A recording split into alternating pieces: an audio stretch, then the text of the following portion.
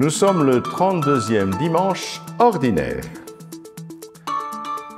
Évangile de Jésus-Christ selon saint Matthieu. Gloire à toi, Seigneur. En ce temps-là, Jésus disait à ses disciples cette parabole. Le royaume des cieux sera comparable à 10 jeunes filles invitées à des noces, qui prirent leurs lampes pour sortir à la rencontre de l'époux. 5 d'entre elles étaient insouciantes, et 5 étaient prévoyantes. Les insouciantes avaient pris leurs lampes sans emporter d'huile, tandis que les prévoyantes avaient pris avec leurs lampes des flacons d'huile. Comme l'époux tardait, elles s'assoupirent toutes et s'endormirent. Au milieu de la nuit, il y eut un cri. « Voici l'époux, sortez à sa rencontre !» Alors toutes ces jeunes filles se réveillèrent et se mirent à préparer leurs lampes. Les insouciantes demandèrent aux prévoyantes « Donnez-nous de votre huile, car nos lampes s'éteignent. » Les prévoyantes leur répondirent « Jamais cela ne suffira pour nous et pour vous, allez plutôt chez les marchands vous en acheter. » Pendant qu'elles allaient en acheter, l'époux arriva. Celles qui étaient prêtes entrèrent avec lui dans la salle de noces et la porte fut fermée.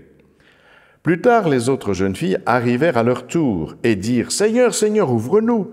Il leur répondit « Amen, je vous le dis, je ne vous connais pas. Veillez donc, car vous ne savez ni le jour ni l'heure. » Acclamons la parole de Dieu. Louange à toi, Seigneur Jésus. Oh, frères et sœurs, je suis sûr que cet évangile nous met un peu mal à l'aise. Comment se fait-il que les portes du royaume soient fermées? Comment se fait-il que ces vierges, pour imprévoyantes qu'elles soient, certes, se retrouvent quand même à la porte sans pouvoir entrer?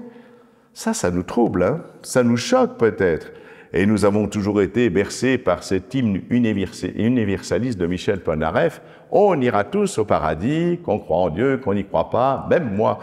Eh oui, eh bien ça paraît pas aussi simple. Alors voilà, les portes du royaume sont fermées. Qu'est-ce que ça veut dire? Est-ce que le royaume de Dieu serait comme le TGV? Vous savez, le TGV, en principe, il part à l'heure. Et si vous n'êtes pas à l'heure, eh bien vous restez sur le quai. Eh oui. Pourtant, rien n'est plus simple que d'attraper un TGV. Il suffit de partir à temps. Et il suffit aussi de prévoir tous les aléas qui peuvent nous arriver sur le chemin qui mène à la gare, les embouteillages, le métro qui tombe en panne, etc. Bon, vous connaissez tout ça, frères et sœurs, bien sûr. Et il arrive que nous partions trop tard. Mais c'est à nous de prévoir assez de temps pour attraper le TGV, vous le savez bien. Et il arrive aussi que nous ne sommes pas vraiment motivés.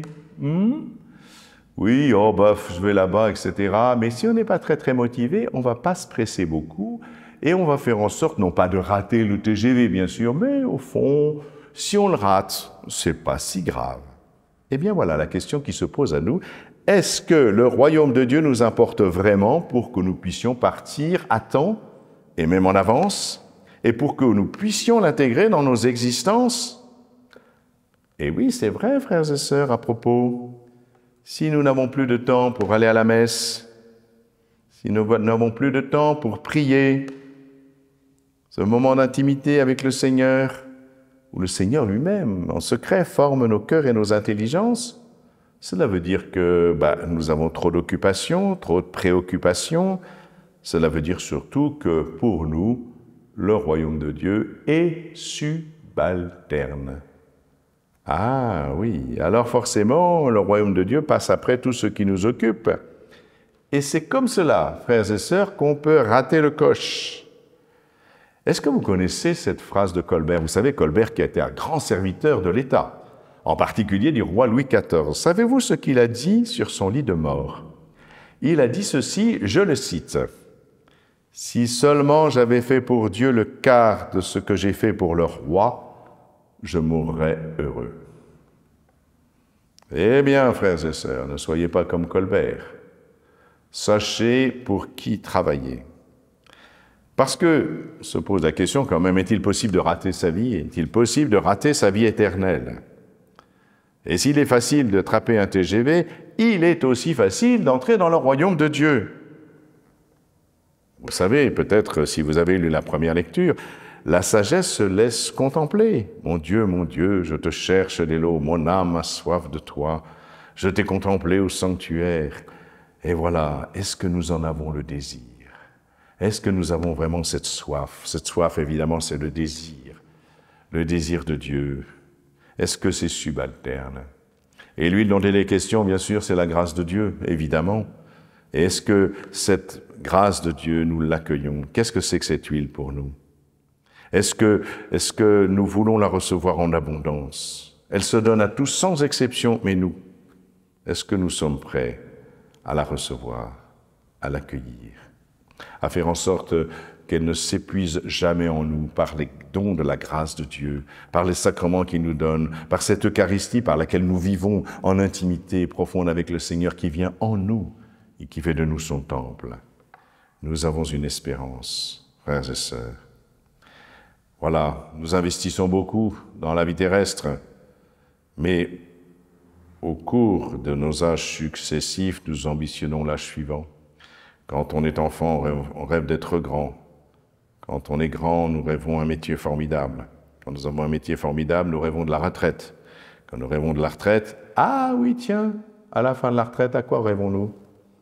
Il serait peut-être temps, frères et sœurs, de rêver du royaume de Dieu. Parce que sinon, mes pauvres amis, votre vie est une impasse. Jésus a dit, je suis le chemin, la vérité et la vie. Et donc la mort n'est pas une impasse. Si votre vie se termine par la mort et si vous vous agitez pendant 80 ans, mais votre vie est stérile, chers amis. Oui, nous croyons à la résurrection du Seigneur.